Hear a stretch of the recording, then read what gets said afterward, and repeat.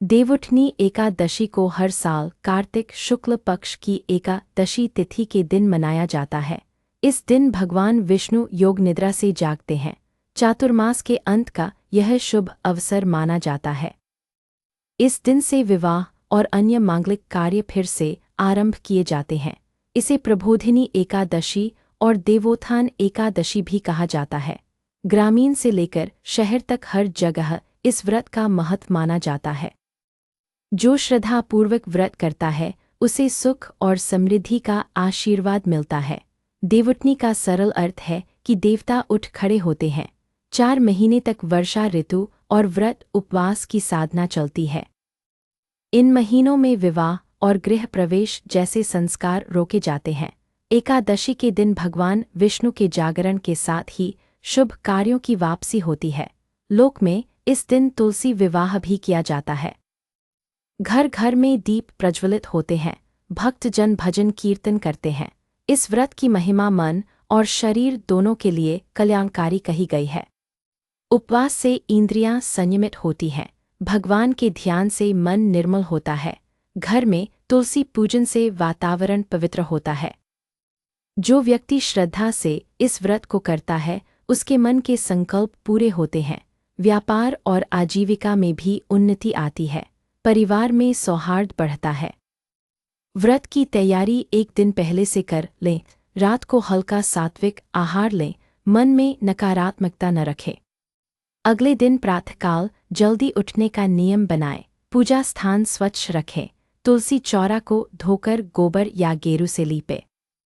यदि भगवान विष्णु की मूर्ति या शालिग्राम शिला हो तो उन्हें भी स्थान दें। व्रत का संकल्प प्रातः स्नान के बाद करें। मन में भगवान विष्णु का ध्यान करें। व्रत के नियम सरल रखें। दिन भर क्रोध न करें। असत्य न बोलें। परनिंदा से दूर रहें। यथाशक्ति जल का सेवन करें। फलाहार ले सकते हैं। यदि निर्जल व्रत करने का संकल्प हो तो अपने स्वास्थ्य का ध्यान रखें। सुबह शुद्ध जल से स्नान कर पीले या साफ वस्त्र पहनें। पूजा के थाल में रोली हल्दी चावल और पुष्प रखें। गंगाजल या स्वच्छ जल भी रखें। आसन पर बैठकर शांति लेकर भगवत ध्यान करें। फिर संकल्प करें कि आज मैं देवउठनी एकादशी का व्रत करूंगा। भगवान विष्णु की कृपा प्राप्त करूंगा। सब प्राणियों के कल्याण का भाव रखूंगा। पूजा स्थान पर भगवान विष्णु की मूर्ति या चित्र स्थापित करें। शालिग्राम शिला हो तो शुद्ध जल से स्नान कराएं। कपड़े से पोंछकर सुगंधित चंदन लगाएं। पीले पुष्प अर्पित करें। धूप दीप समर्पित करें। शंख घंटा न हो तो भी मन से ध्वनि का स्मरण करें। आरती करें। प्रणाम करें। तुलसी माता का पूजन देवउठनी के दिन विशेष माना जाता है। तुलसी चौरा को स्वच्छ करें। दिया जलाएं। रोली और हल्दी से तुलसी पर तिलक करें। पुष्प अर्पित करें। कच्चा सूत हो तो परिक्रमा का भाव करें। तुलसी के नीचे दीप प्रज्वलित रखकर भगवान विष्णु का नाम जपे। तुलसी पत्र को बिना तोड़े हुए सम्मान दे। शालिग्राम पर तुलसी दल चढ़ाना बहुत शुभ माना गया है। भोग में दूध दही शक्कर शहद घी से पंचामृत बनाएं। यदि यह सब उपलब्ध न हो तो केवल दूध और शक्कर से भी कार्य हो जाता है। फल में केले सेब अमरूद या मौसमी जो भी सुलभ हो अर्पित करें। खीर पूरी या शुद्ध भोजन बनाकर ईश्वर को पहले भोग लगाएं। फिर परिवार में बांटें। अतिथि या जरूरतमंदों को भोजन कराएं। दिन भर नामस्मरण का नियम रखें। समय मिलते ही विष्णु सहस्रनाम का पाठ कर सकते हैं। गोविंद माधव नारायण के नामों का जप करें। शाम के समय दीपदान का विशेष महत्व है। घर की देहरी पर दीप जलाएं। मंदिर में जाकर दीप चढ़ाएं। नदी तालाब या कुएं के पास भी दीपदान किया जाता है। देवउठनी के साथ तुलसी विवाह की परंपरा भी है। संध्या के समय तुलसी माता को वधू के रूप में सजाया जाता है। लाल चुनरी चढ़ाई जाती है। कच्चे हल्दी चावल से मांग सजाई जाती है। शालिग्राम या विष्णु की मूर्ति को वर मानकर विवाह संस्कार किया जाता है। लोक में सुहागिनें गीत गाती हैं। मंगल गीतों से वातावरण रसमय हो जाता है। तुलसी विवाह में पहले गणेश का स्मरण किया जाता है। फिर तुलसी पर तिलक किया जाता है। शालिग्राम पर चंदन और तुलसी दल अर्पित करते हैं। फिर दोनों के बीच सूत बांधकर 7 परिक्रमा का भाव करते हैं। जल सिंचन किया जाता है, प्रसाद वितरित किया जाता है। जो लोग विवाह योग्य हैं वे मन में योग्य जीवन साथी की कामना करते हैं। पूजा के अंत में आरती करें, ओम नमो नारायणाय या अन्य प्रचलित मंत्रों का जप करें। साष्टांग प्रणाम करें, अपने परिवार और समाज की मंगल कामना करें। दिवंगत पूर्वजों का स्मरण करें, उन्हें धन्यवाद दें कि उन्होंने परंपरा को जीवित रखा। अंत में प्रसाद ग्रहण करें। परायण या पारण द्वादशी को किया जाता है। अगले दिन प्रातः स्नान कर भगवान को भोग लगाएं, फिर जल या अन्न ग्रहण करें। यदि निर्जल रहे हों तो पहले जल पिए, फिर हल्का आहार लें। गरीबों को दान करें, वस्त्र, अन्न, गुड़, तिल और धन का दान करें। दान से व्रत की पूर्णता मानी जाती है। देवउठनी एकादशी से अनेक लाभ बताए गए हैं। संतान की कामना पूर्ण होती है, विवाह में बाधा दूर होती है, रोग और क्लेश कम होते हैं, घर में लक्ष्मी का वास होता है, परिश्रम का फल बढ़ता है, भक्ति की स्थिरता आती है, मन में शांति और सौम्यता आती है। अब प्रथम प्राचीन कथा सुने। यह कथा वामन अवतार और राजा बलि से जुड़ी मानी जाती है। जब भगवान वामन ने 3 पग भूमि मांगी तब राजा बलि ने दान कर दिया। भगवान ने उसे पाताल में राज्य दिया और कहा कि मैं चातुर्मास में विश्राम करूंगा। देवउठनी के दिन मैं जागूंगा और तेरे द्वार पर आऊंगा। इस दिन तुम दीप दान करना। तब से इस तिथि पर दीप दान का विधान हुआ। लोग कहते हैं कि इस दिन भगवान पाताल से भी आशीर्वाद देते हैं। दूसरी कथा तुलसी और जलंधर की है।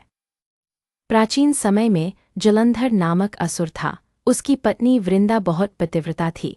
उसके तप से देव भी भयभीत थे। भगवान ने लीला से वृंदा का तप भंग किया। जलंधर का अंत हुआ। वृंदा ने दुख में देह त्याग दी। तब भगवान ने उसे तुलसी के रूप में जन्म दिया। कहा कि तुम्हारा विवाह शालिग्राम रूप से होगा। देवउठनी के दिन मैं तुम्हें वरण करूंगा। तब से तुलसी विवाह का विधान चला। यह विवाह लोक में पवित्रता और मर्यादा का प्रतीक बना। तीसरी कथा एक निर्धन ब्राह्मण दंपति की है। वे काशी में रहते थे। जीवन कठिन था पर विश्वास दृढ़ था। एक बार महात्मा ने उन्हें देवउठनी एकादशी का व्रत बतलाया। दंपति ने फलाहार किया। सायंकाल तुलसी विवाह किया, भजन कीर्तन किया। रात को स्वप्न में भगवान विष्णु आए, बोले कि तुम्हारी श्रद्धा से मैं प्रसन्न हूँ। सुबह उठते ही घर के आंगन में धन धान्य की प्राप्ति हुई।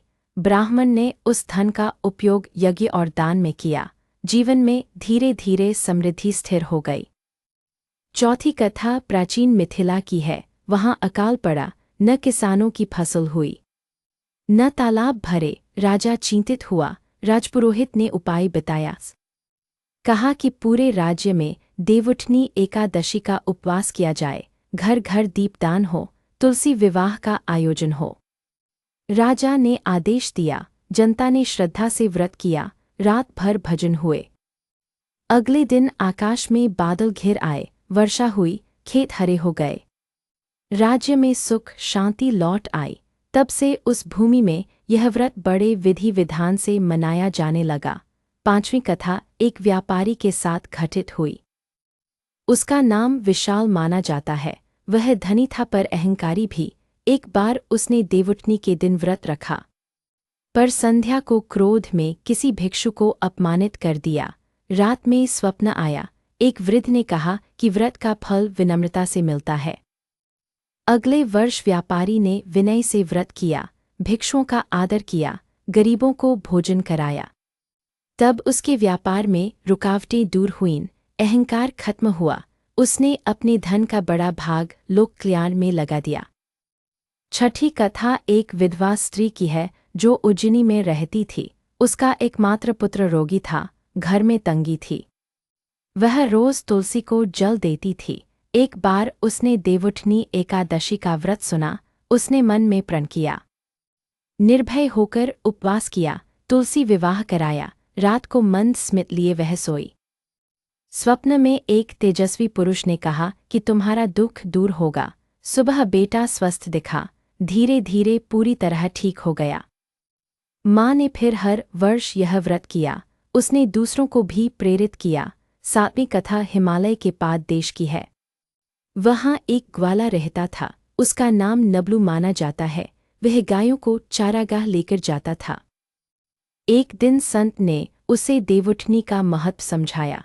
उसने साधारण फलाहार से व्रत किया। रात में वह जंगल में ही तुलसी के पास दीप रखकर भजन करने लगा। तभी एक शेर आया, पर शेर शांत होकर बैठ गया। रात भर कोई भय नहीं हुआ। सुबह गांव लौटकर उसने कथा सुनाई। सबने कहा कि भक्ति से वन्य भी विनीत हो जाते हैं। तब से ग्वाला हर वर्ष व्रत करता रहा। उसके पशु सदा सुरक्षित रहे। देवउठनी के दिन अनेक क्षेत्रों में विशेष परंपराएं हैं। कहीं मंडप सजाकर तुलसी विवाह धूमधाम से होता है। कहीं घर आंगन में ही सरल विधि से विवाह कराया जाता है। कुछ स्थानों पर लोकगीत गाए जाते हैं। कुछ जगह मेले लगते हैं। राजस्थान और गुजरात में मंडप और बारात का रूप भी दिखता है। उत्तर भारत में दीपदान का बड़ा महत्व माना जाता है। महाराष्ट्र में भी तुलसी पूजा का अलग रंग होता है।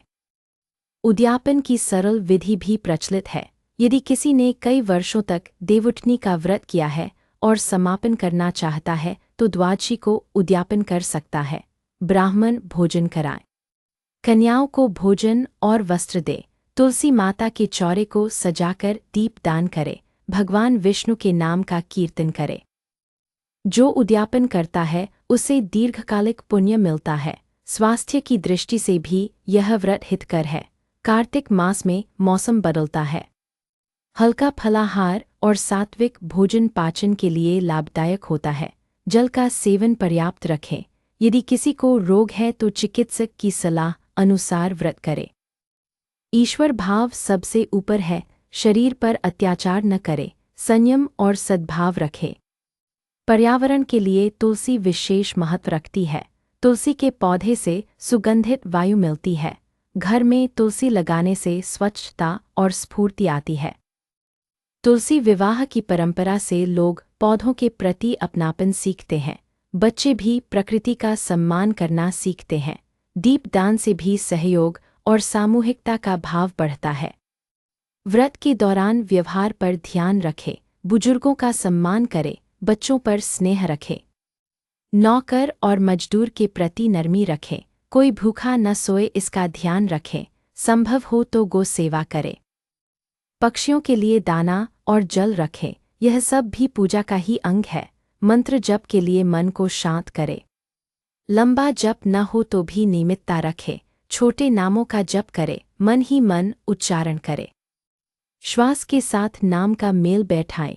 प्रातः और सायंकाल कुछ समय निकालें। परिवार के साथ भजन करें। सामूहिक भजन से आनंद बढ़ता है। दान की बात आए तो मन की पवित्रता प्रधान है। अपनी आय के अनुसार दान करें। अन्न वस्त्र औषधि और शिक्षा में सहयोग दें। गौशाला और आश्रय स्थलों की मदद करें। विद्वानों और कलाकारों का सम्मान करें।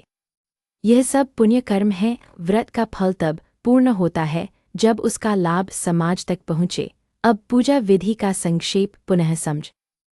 प्रातः स्नान और संकल्प करें। विष्णु और तुलसी का पूजन करें। दिन भर संयम और नामस्मरण करें। संध्या को दीप दान करें। तुलसी विवाह संपन्न करें। आरती और प्रसाद करें। द्वादशी को पारण करें। दान और सेवा करें। मुस्कान के साथ दिन का समापन करें। कई लोग पूछते हैं कि व्रत में क्या खा सकते हैं। सामान्यतः कंद मूल और फल लिए जाते हैं। सिंघाड़े की सामग्री ली जाती है। दूध दही और साबूदाना भी उपयोग में आते हैं। सादा नमक का प्रयोग कई लोग नहीं करते। कुछ लोग सेंधा नमक लेते हैं। परंपरा घर घर अलग हो सकती है। अपने घर की परंपरा और स्वास्थ्य के अनुसार निर्णय लें। एक और प्रश्न आता है कि यदि तुलसी का पौधा न हो तो क्या करें। ऐसे में मन में तुलसी का ध्यान करें। किसी मंदिर में जाकर तुलसी दर्शन करें। शालिग्राम न हो तो भगवान विष्णु के चित्र से भी पूजा पूर्ण हो जाती है। ईश्वर भाव ही प्रधान है। संसाधन न होने पर भी श्रद्धा से पूजा करें। विवाह योग्य युवक युवतियाँ इस व्रत को विशेष भाव से करती हैं। वे तुलसी विवाह में सम्मिलित होते हैं। मन में संकल्प लेते हैं कि वे सुसंस्कार और समर्पण को जीवन में उतारेंगे। परिवारजन आशीर्वाद देते हैं। अनेक घरों में इस दिन से विवाह तय करने की प्रक्रिया शुरू होती है। यह तिथि रिश्तों में मधुरता और स्थिरता का संकेत देती है। छात्र और कर्मयोगी भी इस व्रत से प्रेरणा लेते हैं। वे आलस्य को त्यागते हैं। भगवान के जागरण की तरह वे अपने जीवन में नई शुरुआत करते हैं, लक्ष्य तय करते हैं, दिनचर्या बनाते हैं, अनावश्यक व्यय और समय की बर्बादी से बचते हैं। इस प्रकार देवउठनी उनके जीवन में अनुशासन और नई ऊर्जा भर देती है। पारिवारिक दृष्टि से यह दिन मिल बैठने का दिन है। सभी लोग साथ में पूजा करते हैं, बड़े छोटे एक साथ दीपदान करते हैं, भोजन का प्रसाद साझा करते हैं, पुराने मनमुटाव भूलते हैं, हंसी खुशी का वातावरण बनता है। पड़ोसी भी साथ आते हैं, समाज में एकता बढ़ती है। अंत में यही कहना है कि देवउठनी एकादशी व्रत श्रद्धा और सरलता से करे। भगवान के जागरण के साथ ही अपने मन के द्वार भी खोले। तुलसी माता के चरणों में प्रणाम करे, दीन दुखियों की सेवा करे, घर में दीपक और मन में विश्वास जलाए रखे। भगवान विष्णु की कृपा से जीवन में उजाला और उन्नति आए। सबके लिए मंगल और कल्याण हो।